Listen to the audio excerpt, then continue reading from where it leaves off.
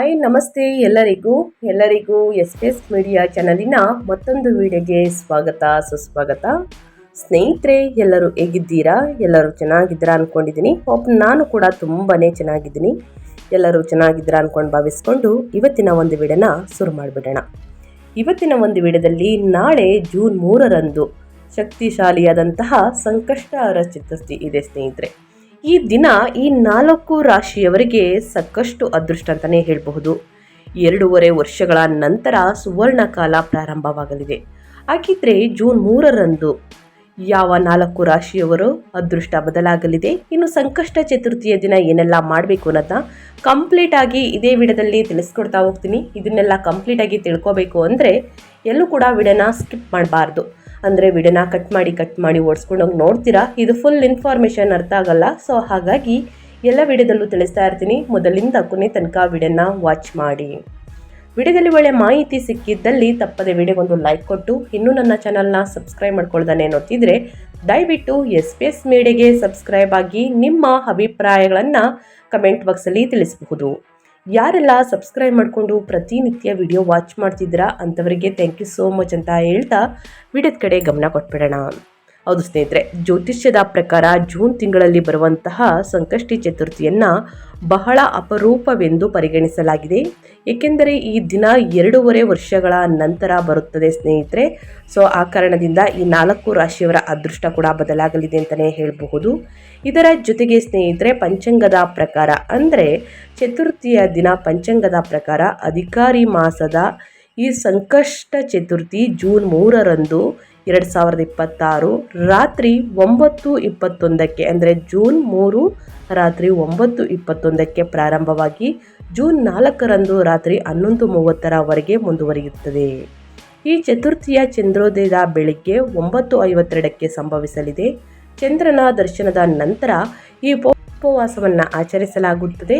ಇನ್ನು ಸ್ನೇಹಿತರೆ, ಈ ದಿನ ಪೂಜೆ ಪುನಸ್ಕಾರಗಳನ್ನು ಹೇಳೋದಾದರೆ ವಿಘ್ನ ವಿನಾಯಕನ ಸ್ನೇಹಿತರೆ ಶ್ರೀ ಗಣೇಶನಿಗೆ ಅತ್ಯಂತ ಪ್ರಿಯವಾದಂತಹ ದಿನವಾಗಿದೆ. ಜೂನ್ ತಿಂಗಳಲ್ಲಿ ಬರುವಂತಹ ಈ ವ್ರತವನ್ನು ಆಚರಿಸುವುದರಿಂದ ಸಕಲ ಕಷ್ಟಗಳು ದೂರವಾಗಿ ಯಶಸ್ಸು, ಬುದ್ಧಿವಂತಿಕೆ ಮತ್ತು ಸಮೃದ್ಧಿ ಪ್ರಾಪ್ತಿಯಾಗುತ್ತದೆ ಎಂಬುದು ಭಕ್ತರ ಪ್ರಬಲ ನಂಬಿಕೆ ಅಂತಲೇ ಹೇಳಬಹುದು. ಇನ್ನು ಜೂನ್ ಸಂಕಷ್ಟ ಚತುರ್ಥಿಯ ಮಹತ್ವ ಮತ್ತು ಆಚರಣೆಗಳನ್ನು ತಿಳಿಸ್ಕೊಡಿ ಅಂತ ಸಾಕಷ್ಟು ಜನರು ಕೇಳ್ತಾ ಇರ್ತೀರಾ. ಹೌದು ಸ್ನೇಹಿತರೆ, ಸಂಕಷ್ಟವನ್ನು ನಿವಾರಣೆ ಮಾಡುವಂತಹ ಗಣೇಶನು ಸಕಲ ಅಡೆತಡೆಗಳನ್ನು ನಿವಾರಿಸುವಂತಹ ದೇವರು. ಈ ದಿನ ಉಪವಾಸವಿದ್ದು ಗಣಪತಿಯನ್ನು ಪೂಜಿಸುವುದರಿಂದ ಜೀವನದಲ್ಲಿ ಎದುರಾಗುವಂತಹ ಎಲ್ಲ ರೀತಿಯ ಸಮಸ್ಯೆಗಳು ಮತ್ತು ಕಷ್ಟಗಳು ದೂರವಾಗುತ್ತವೆ. ಇನ್ನು ಚಂದ್ರ ಪೂಜೆ, ಈ ವ್ರತದ ವಿಶೇಷತೆ ಏನೆಂದರೆ ಚಂದ್ರೋದಯದಿಂದ ಆರಂಭವಾಗುವಂತಹ ಉಪವಾಸವು ಸಂಜೆ ಚಂದ್ರೋದಯದ ನಂತರವೇ ಕೊನೆಗೊಳ್ಳುತ್ತದೆ. ರಾತ್ರಿ ಚಂದ್ರನಿಗೆ ವಿಶೇಷ ಅಗ್ರವನ್ನು ನೀಡಿ ಪೂಜಿಸುವುದರಿಂದ ವ್ರತವು ಸಂಪೂರ್ಣವಾಗುತ್ತದೆ. ಮಂಗಳವಾರದ ವಿಶೇಷತೆ, ಜೂನ್ನಲ್ಲಿ ಬರುವಂತಹ ಸಂಕಷ್ಟ ಚತುರ್ಥಿಯು ಮಂಗಳವಾರದಂದು ಬಂದರೆ ಅದನ್ನು ಅಂಗಾರಕ ಚತುರ್ಥಿ ಎಂದು ಕರೆಯಲಾಗುತ್ತದೆ. ಈ ದಿನದ ಪೂಜೆಗೆ ಮತ್ತಷ್ಟು ಹೆಚ್ಚಿನ ಮಹತ್ವವಿದ್ದು ವಿಶೇಷ ಫಲಗಳನ್ನು ನೀಡುತ್ತದೆ.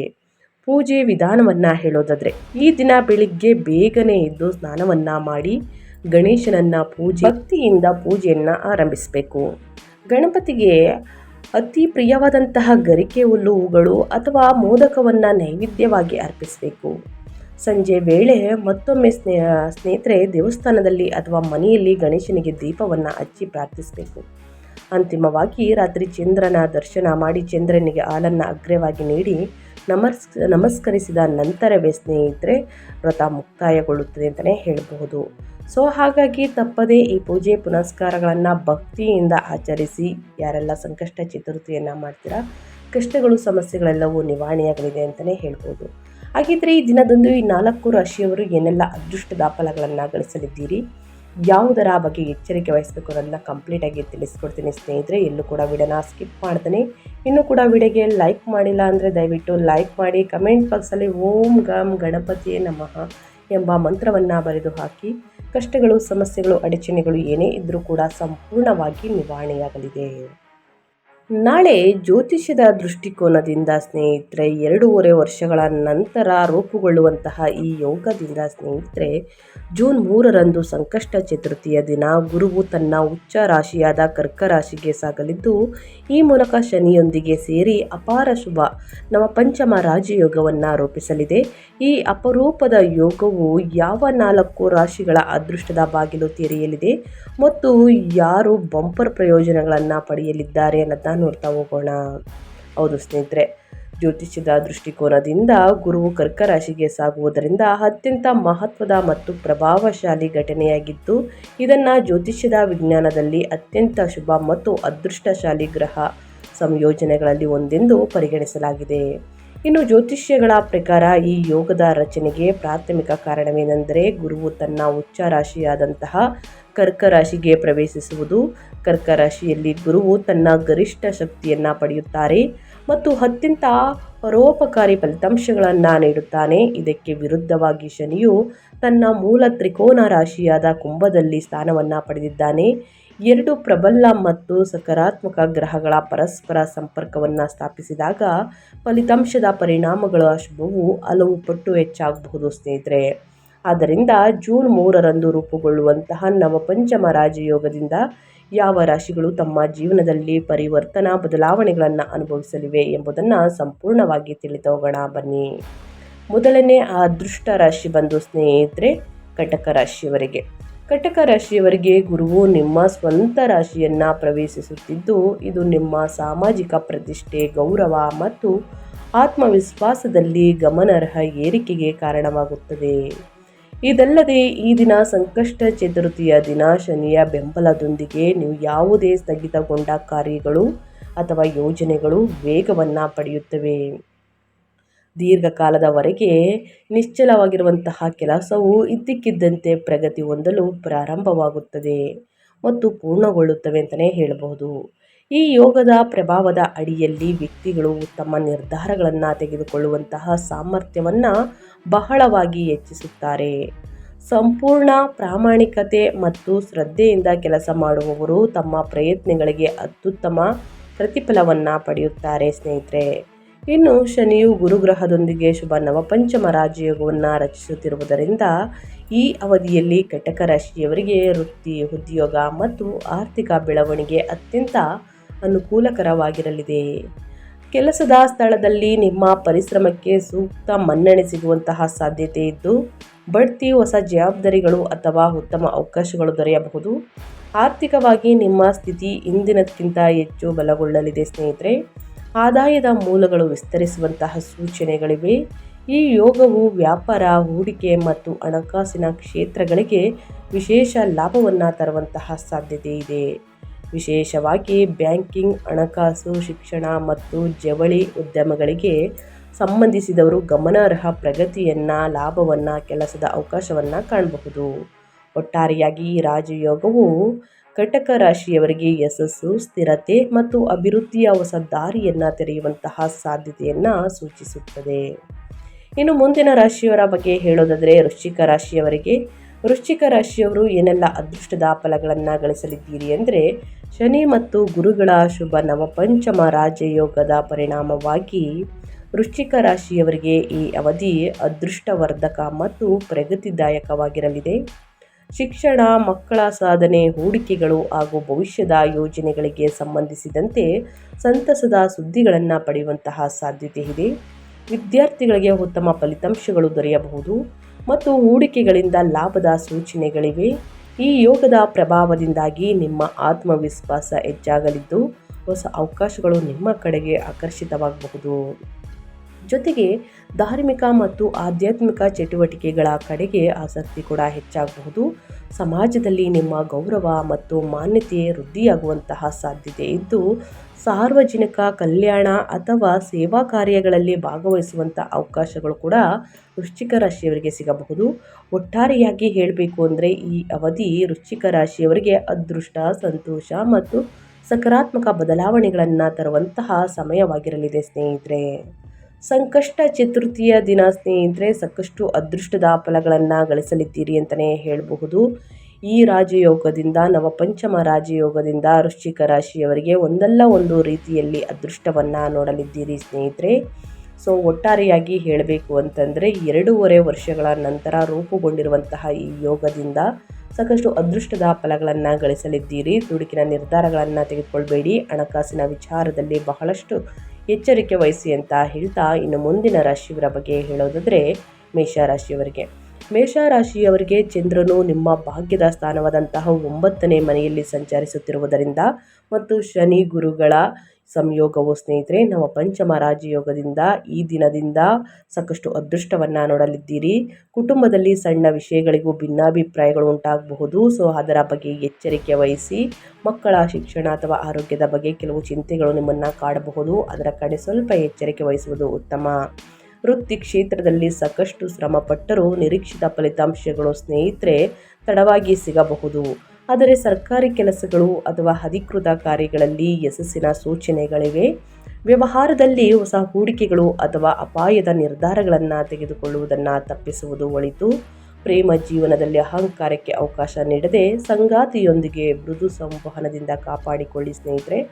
ಅಂದರೆ ಮೃದು ಸ್ವಭಾವದಲ್ಲಿ ಇರುವುದು ಉತ್ತಮ. ದುಡುಕಿನ ಮಾತುಗಳಿಂದ ಆದಷ್ಟು ದೂರವಿರಿ ಸ್ನೇಹಿತರೆ. ಒಟ್ಟಾರೆಯಾಗಿ ಹೇಳಬೇಕು ಅಂತಂದರೆ ಮೇಷರಾಶಿಯವರಿಗೆ ಸ್ನೇಹಿತರೆ ಮುಂದಿನ ದಿನಗಳಲ್ಲಿ ಮಿಶ್ರ ಫಲಿತಾಂಶಗಳನ್ನು ನೀಡಬಹುದು. ಪೂರ್ವಜರ ಆಸ್ತಿ ಅಥವಾ ಕುಟುಂಬದ ಆರ್ಥಿಕ ವಿಷಯಗಳಿಂದ ಲಾಭದ ಸಾಧ್ಯತೆ ಇದ್ದು ಮಕ್ಕಳ ಶಿಕ್ಷಣಕ್ಕಾಗಿ ಕೆಲವು ಖರ್ಚುಗಳು ಎದುರಾಗಬಹುದು.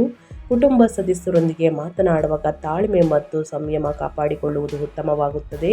ವೃತ್ತಿ ಮತ್ತು ವ್ಯವಹಾರದ ಕ್ಷೇತ್ರದಲ್ಲಿ ದಿನವೂ ಅನುಕೂಲಕರವಾಗಿರಲಿದೆ. ಬಹುಕಾಲದಿಂದ ಬಾಕಿ ಉಳಿದಿದ್ದಂತಹ ಸರ್ಕಾರಿ ಕೆಲಸಗಳು ಪೂರ್ಣಗೊಳ್ಳುವಂತಹ ಸಾಧ್ಯತೆ ಇದೆ. ಕಲಾವಿದರು, ಕ್ರೀಡಾಪಟುಗಳು ಮತ್ತು ಸೃಜನಾತ್ಮಕ ಕ್ಷೇತ್ರದಲ್ಲಿ ಇರುವವರಿಗೆ ತಮ್ಮ ಪ್ರತಿಭೆಯನ್ನು ಪ್ರದರ್ಶಿಸಲು ಉತ್ತಮ ಅವಕಾಶಗಳು ಸಿಗಬಹುದು. ಪ್ರೇಮ ಜೀವನದಲ್ಲಿ ಆತ್ಮವಿಶ್ವಾಸ ಹೆಚ್ಚಾಗಿ ಮುಂದಿನ ದಿನಗಳಲ್ಲಿ ಸಂಗಾತಿಯೊಂದಿಗೆ ಸಂತೋಷದ ಕ್ಷಣಗಳನ್ನು ಕಳೆಯಲಿದ್ದೀರಿ. ಆರೋಗ್ಯದ ದೃಷ್ಟಿಯಿಂದ ದೈಹಿಕ ಮತ್ತು ಮಾನಸಿಕವಾಗಿ ಚೈತನ್ಯದಿಂದಿರುತ್ತೀರಿ. ಆದರೆ ಸ್ನೇಹಿತರೆ ಮನೆ, ಜಮೀನು ಅಥವಾ ಆಸ್ತಿ ಖರೀದಿ, ಮಾರಾಟ, ನೋಂದಣಿ ಸಂಬಂಧಿತ ಕೆಲಸಗಳನ್ನು ಮುಂದೂಡುವುದು ಒಳಿತು. ಪರಿಹಾರದವಾಗಿ ಸ್ನೇಹಿತರೆ ಹನುಮಂತನ ಮುಂದೆ ಸಾಸಿವೆ ಎಣ್ಣೆಯ ದೀಪವನ್ನು ಹಚ್ಚಿ ಪೂರ್ವಜರ ನೆನಪಿನಲ್ಲಿ ಹಸುವಿಗೆ ರೊಟ್ಟಿ ತಿನ್ನಿಸಿ. ಅದೃಷ್ಟದ ಬಣ್ಣ ಬಂದು ನಾಳೆ ಕೆಂಪಾಗಿರುತ್ತದೆ. ಅದೃಷ್ಟದ ಸಂಖ್ಯೆ ಬಂದು 9 ಆಗಿರುತ್ತದೆ. ಮೇಷರಾಶಿಯವರು ತಪ್ಪದೆ ಸ್ನೇಹಿತರೆ ಈ ಸಣ್ಣ ಪರಿಹಾರವನ್ನು ಕಷ್ಟಗಳು ಸಂಪೂರ್ಣವಾಗಿ ನಿವಾರಣೆಯಾಗಲಿದೆ. ಸೊ ಹಾಗಾಗಿ ಸಣ್ಣ ಪುಟ್ಟ ಪರಿಹಾರವನ್ನು ಮಾಡಿ ಅಂತ ಹೇಳ್ತಾ, ಇನ್ನು ಮುಂದಿನ ರಾಶಿಯವರ ಬಗ್ಗೆ ಹೇಳೋದಾದರೆ ಕುಂಭರಾಶಿಯವರಿಗೆ. ಕುಂಭರಾಶಿಯ ಲಗ್ನಾಧಿಪತಿಯಾಗಿರುವಂತಹ ಶನಿ ಮತ್ತು ಗುರುವಿನ ಬಲದಿಂದ ಸ್ನೇಹಿತರೆ ನಮ್ಮ ಪಂಚಮ ಸಂಯೋಗವು ರಾಜಯೋಗವು ಸಾಕಷ್ಟು ಅದೃಷ್ಟವನ್ನು ನೀಡಲಿದೆ. ಸಂಕಷ್ಟ ಚತುರ್ಥಿಯ ದಿನ ಸ್ನೇಹಿತರೆ ಈ ರಾಶಿಯವರಿಗೆ ಚಂದ್ರನು ನಿಮ್ಮ ರಾಶಿಯ 7ನೇ ಮನೆಯಲ್ಲಿ ಸಂಚರಿಸುತ್ತಿರುವುದರಿಂದ ಸಂಬಂಧಗಳು, ಪಾಲುದಾರಿಕೆ ಮತ್ತು ದಾಂಪತ್ಯ ಜೀವನಕ್ಕೆ ಸ್ನೇಹಿತರೆ ಅನುಕೂಲಕರವಾಗಿರಲಿದೆ. ಕುಟುಂಬದಲ್ಲಿ ಸಂತೋಷ ಮತ್ತು ಪರಸ್ಪರ ಅರ್ಥೈಸಿಕೊಳ್ಳುವಿಕೆ ಹೆಚ್ಚಾಗಲಿದ್ದು ಹಳೆಯ ಸ್ನೇಹಿತರು ಅಥವಾ ಬಂಧುಗಳನ್ನು ಭೇಟಿಯಾಗುವಂಥ ಅವಕಾಶ ಸಿಗಬಹುದು. ಉದ್ಯೋಗದಲ್ಲಿರುವವರಿಗೆ ಬಾಕಿ ಉಳಿದ ಕೆಲಸಗಳು ಪೂರ್ಣಗೊಳ್ಳುವಂತಹ ಸಾಧ್ಯತೆ ಇದ್ದು ವ್ಯಾಪಾರಸ್ಥರಿಗೆ ಹೊಸ ಯೋಜನೆಗಳು ಅಥವಾ ಒಪ್ಪಂದಗಳನ್ನು ಆರಂಭಿಸಲು ಇದು ಉತ್ತಮ ಸಮಯವಾಗಿದೆ. ಆರ್ಥಿಕ ಲಾಭದ ಅವಕಾಶಗಳು ಕಾಣಿಸಿಕೊಳ್ಳಬಹುದು. ಪ್ರೇಮ ಮತ್ತು ದಾಂಪತ್ಯ ಜೀವನದಲ್ಲಿ ಸಾಮರಸ್ಯ ಕಾಪಾಡಿಕೊಳ್ಳಲಾಗುತ್ತದೆ ಹಾಗೂ ಸಂಗಾತಿಯಿಂದ ಉತ್ತಮ ಬೆಂಬಲ ದೊರೆಯುತ್ತದೆ. ಆರೋಗ್ಯದ ದೃಷ್ಟಿಯಿಂದ ಸ್ನೇಹಿತರೆ ದೈಹಿಕ ಮತ್ತು ಮಾನಸಿಕ ಚೈತನ್ಯ ಉತ್ತಮವಾಗಿರಲಿದ್ದು ಕೆಲವರಿಗೆ ಹಳೆಯ ಆರೋಗ್ಯ ಸಮಸ್ಯೆಗಳಿಂದಲೂ ಪರಿಹಾರ ಸಿಗಬಹುದು. ಆದರೆ ನಿರ್ಧಾರಗಳನ್ನು ಪದೇ ಪದೇ ಬದಲಾಯಿಸುವ ಸ್ವಭಾವದಿಂದ ಗೊಂದಲ ಉಂಟಾಗುವಂತಹ ಸಾಧ್ಯತೆ ಇದೆ. ಸ್ನೇಹಿತರೆ ಯಾವುದೇ ಪ್ರಮುಖ ವಿಷಯದಲ್ಲಿ ಆತುರ ಪಡಬೇಡಿ. ಯಾಕಂತಂದರೆ ಆತುರ ಪಡುವುದರಿಂದ ಮುಂದಿನ ದಿನಗಳಲ್ಲಿ ಸಮಸ್ಯೆಗಳು ಎದುರಾಗಬಹುದು. ಸೊ ಹಾಗಾಗಿ ಸ್ನೇಹಿತರೆ ಕುಟುಂಬ ಸದಸ್ಯರೊಂದಿಗೆ ಮಾತನಾಡುವಾಗ ಅಹಂಕಾರ ಮತ್ತು ಕಠಿಣ ಮಾತುಗಳನ್ನು ಕುಂಭರಾಶಿಯವರು ತಪ್ಪಿಸಬೇಕಾಗುತ್ತದೆ. ಏಕೆಂದರೆ ಅದು ಪ್ರೀತಿ ಪಾತ್ರರ ಭಾವನೆಗಳಿಗೆ ನೋವುಂಟು ಮಾಡಬಹುದು. ಹಿರಿಯರ ಸಲಹೆ ಮತ್ತು ಆಶೀರ್ವಾದಕ್ಕೆ ಮಹತ್ವವನ್ನು ನೀಡಿ. ಉದ್ಯೋಗ ಕ್ಷೇತ್ರದಲ್ಲಿ ಸಹೋದ್ಯೋಗಿಗಳು ಅಥವಾ ಮೇಲಧಿಕಾರಿಗಳಿಂದ ಭಿನ್ನಾಭಿಪ್ರಾಯಗಳು ಉಂಟಾಗುವ ಸಾಧ್ಯತೆ ಇರುವುದರಿಂದ ಆದಷ್ಟು ತಾಳ್ಮೆಯಿಂದ ವರ್ತಿಸುವುದು ಉತ್ತಮ. ವ್ಯಾಪಾರಸ್ಥರಿಗೆ ವೆಚ್ಚಗಳು ಕೂಡ ಹೆಚ್ಚಾಗುವಂತಹ ಸಾಧ್ಯತೆ ಇದೆ. ಹಣಕಾಸಿನ ಯೋಜನೆಗೆ ಹೆಚ್ಚಿನ ಗಮನ ನೀಡಬೇಕಾಗುತ್ತದೆ ಸ್ನೇಹಿತರೆ. ನೀವು ಕೂಡ ಪರಿಹಾರದ ರೂಪದಲ್ಲಿ ಗಣೇಶನನ್ನು ಪೂಜಿಸಿ ಸ್ನೇಹಿತರೆ. ಗಣೇಶನ ಮಂತ್ರವನ್ನು ಹೇಳುತ್ತಾ ಬಡವರಿಗೆ, ನಿರ್ಗತಿಕರಿಗೆ ಲಡ್ಡನ್ನು ಅರ್ಪಿಸಿ. ಸ್ನೇಹಿತರೆ ನಿಮ್ಮ ಜೀವನದಲ್ಲಿ ಯಾವುದೇ ವಿಘ್ನಗಳು, ತೊಂದರೆಗಳು, ಅಡಚಣೆಗಳು ಇದ್ದರೆ ತಪ್ಪದೇ ಈ ಪರಿಹಾರವನ್ನು ಮಾಡ್ತಾ ಬನ್ನಿ ಸ್ನೇಹಿತರೆ. ಖಂಡಿತವಾಗಿಯೂ ನಿಮಗೆ ಫಲ ಸಿಗಲಿದೆ. ಇದರ ಜೊತೆಗೆ ತಾಮ್ರದ ಪಾತ್ರೆಯಲ್ಲಿ ಸೂರ್ಯ ದೇವರಿಗೆ ಅಗ್ರವನ್ನು ಅರ್ಪಿಸಿ ಅಥವಾ ತಾಮ್ರದ ಪಾತ್ರೆಯಲ್ಲಿ ಸ್ನೇಹಿತರೆ ಚಂದ್ರದೇವರಿಗೆ ಅಗ್ರವನ್ನು ಅರ್ಪಿಸಿ ಚಂದ್ರದೇವರ ಮಂತ್ರವನ್ನು ಪಠಿಸಿ. ನಾಳೆ ಅದೃಷ್ಟದ ಬಣ್ಣ ಬಂದು ಹಳದಿ ಬಣ್ಣವಾಗಿರುತ್ತದೆ. ಅದೃಷ್ಟದ ಸಂಖ್ಯೆ ಬಂದು 3 ಆಗಿರುತ್ತದೆ ಸ್ನೇಹಿತರೆ. ಇವತ್ತಿನ ಒಂದು ವಿಡಿಯೋದಲ್ಲಿ ಸಂಪೂರ್ಣ ಮಾಹಿತಿ ಸಿಕ್ಕಿದ್ದಲ್ಲಿ 4 ರಾಶಿಯವರಿಗೆ ತಪ್ಪದೇ ವಿಡಿಯೋಗೆ ಇನ್ನೂ ಲೈಕ್ ಮಾಡಿಲ್ಲ, ಸಬ್ಸ್ಕ್ರೈಬ್ ಆಗಿಲ್ಲ ಅಂದರೆ ತಪ್ಪದೇ SPS ವಿಡಿಯೋಗೆ ಸಬ್ಸ್ಕ್ರೈಬ್ ಆಗಿ ವಿಡಿಯೋಗೆ ಲೈಕ್ ಮಾಡಿ ನಿಮ್ಮ ಅಭಿಪ್ರಾಯವನ್ನು ಕಮೆಂಟ್ ಬಾಕ್ಸಲ್ಲಿ ತಿಳಿಸಿ. ಪ್ರತಿನಿತ್ಯ ನಿಮ್ಮ ರಾಶಿ ಭವಿಷ್ಯವನ್ನು ತಿಳಿಸ್ಕೊಡ್ತಾ ಹೋಗ್ತೀನಿ ಸ್ನೇಹಿತರೆ. ಹೆಚ್ಚು ಫ್ಯಾಮಿಲಿಗೆ, ಫ್ರೆಂಡ್ಸ್ಗೆ ವಿಡಿಯೋವನ್ನು ಶೇರ್ ಮಾಡಿ ಅಂತ ಹೇಳ್ತಾ ನಿಮಗೂ ಮತ್ತು ನಿಮ್ಮ ಕುಟುಂಬಕ್ಕೆ ತುಂಬನೇ ಒಳ್ಳೆಯದಾಗಲಿ, ಗಣೇಶನ ಆಶೀರ್ವಾದ ಸಿಗಲಿ ಅಂತ ಹೇಳ್ತಾ ಮತ್ತೊಂದು ವಿಡಿಯೋ ಜೊತೆ ಮತ್ತೊಂದು ಹೊಸ ಭವಿಷ್ಯದಲ್ಲಿ ಸಿಗ್ತೀನಿ. Thank you for watching.